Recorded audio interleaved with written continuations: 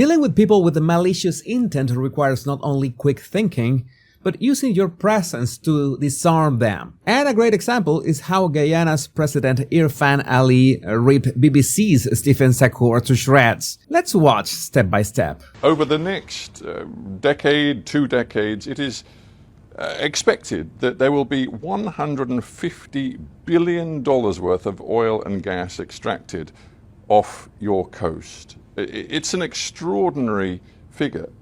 But the BBC's agenda is to picture Guyana's government as irresponsible for the future release of X amount of carbon emissions. While Sarkour makes his point, Ali keeps his body language open and respectful, tilting his head a bit, focusing his attention, his hands on his thighs and legs open, and nodding.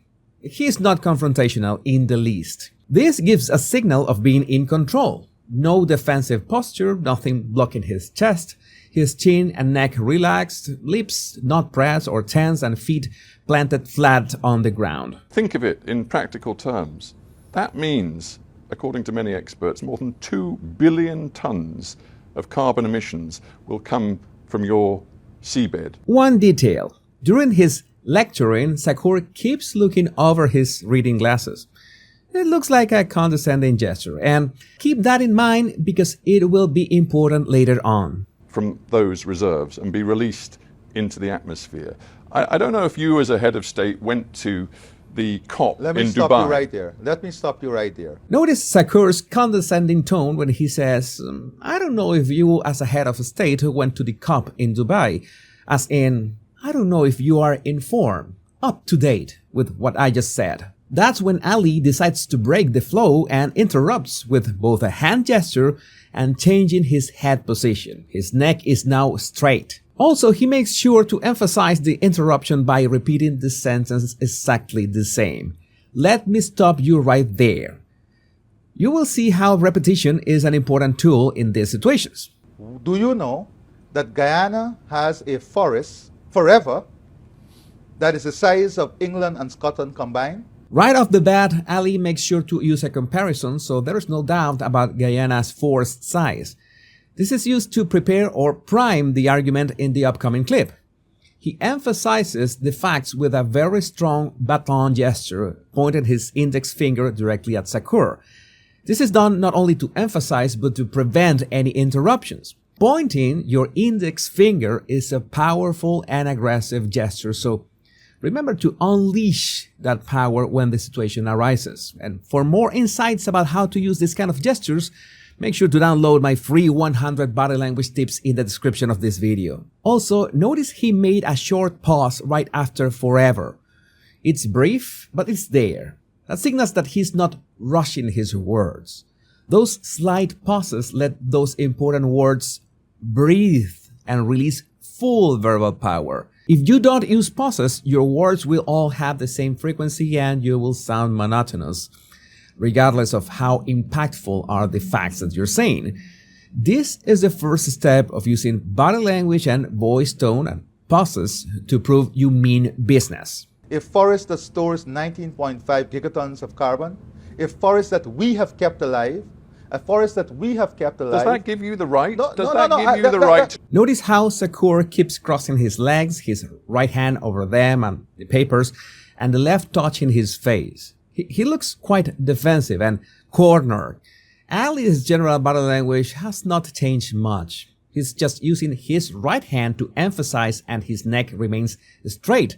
The rest, his left hand, his feet planted on the ground, are exactly the same from the beginning. And this is important. You don't need to use all your body language to add emphasis.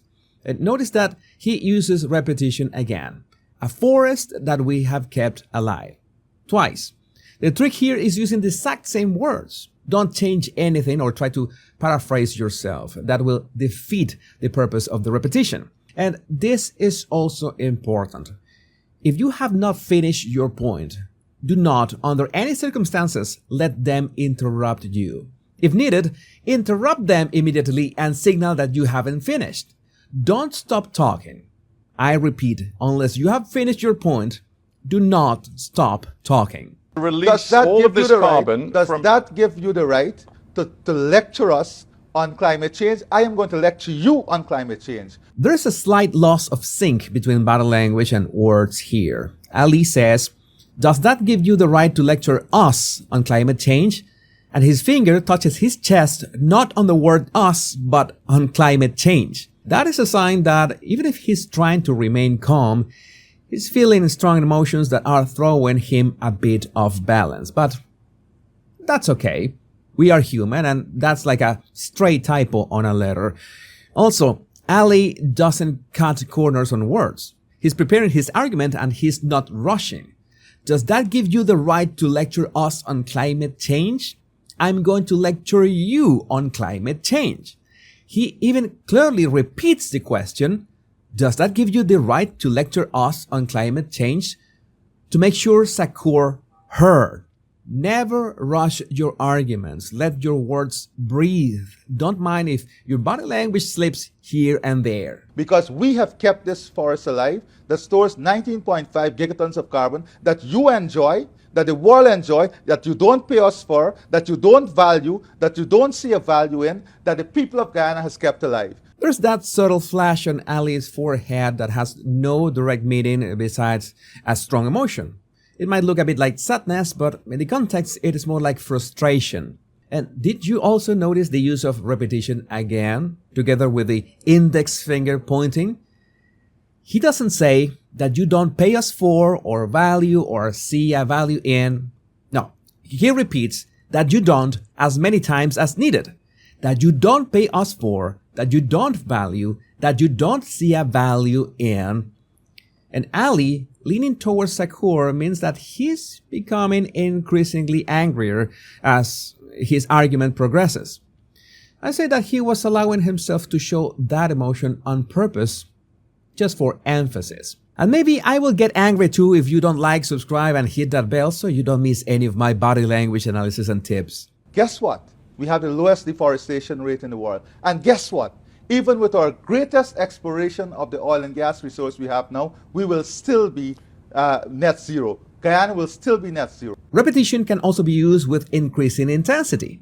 Here he repeats, guess what?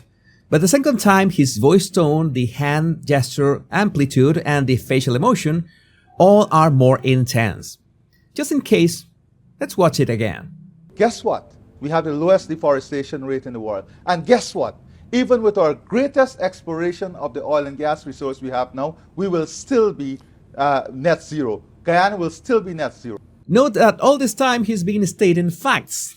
Facts alone should, in theory, suffice, but he knows that if he doesn't talk like this, Shakur will interrupt at any opportunity. Letting your body language show aggression during an argument could dissuade the other person from interrupting.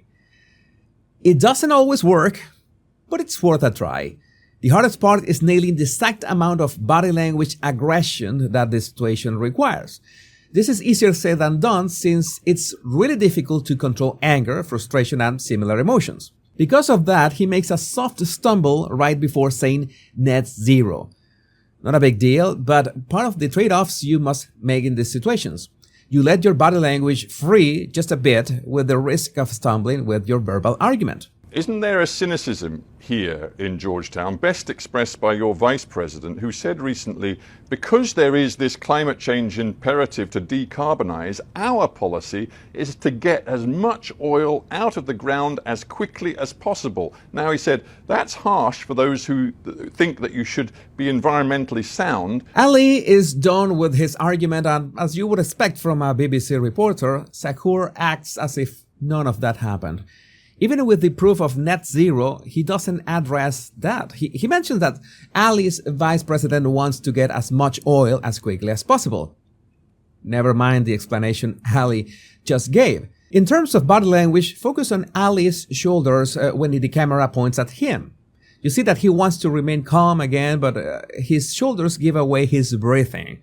It has become more intense. The shoulders, especially with a suit, will go up and down noticeable.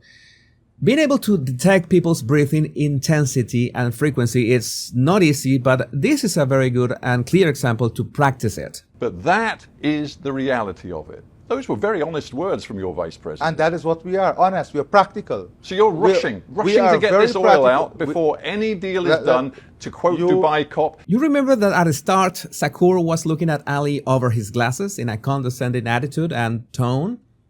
How interesting that it has changed. Now he looks at him straight through his glasses. Can you guess why this changed? And there's a very quick flash of Ali's eyebrows.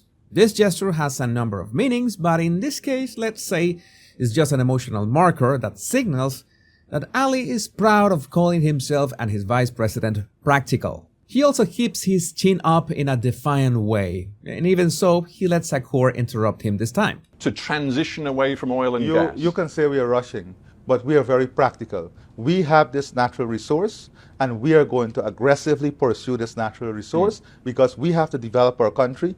We are committed to the development of this region. We have to create the opportunity for our people because no one is bringing that for us. By this point, Ali's body language changes again. His voice tone goes back to normal, and he no longer points with his index finger, but instead uses a version of the pinch, which is a less aggressive baton gesture. My theory is that he considered he had already been aggressive enough and now he was self-regulating.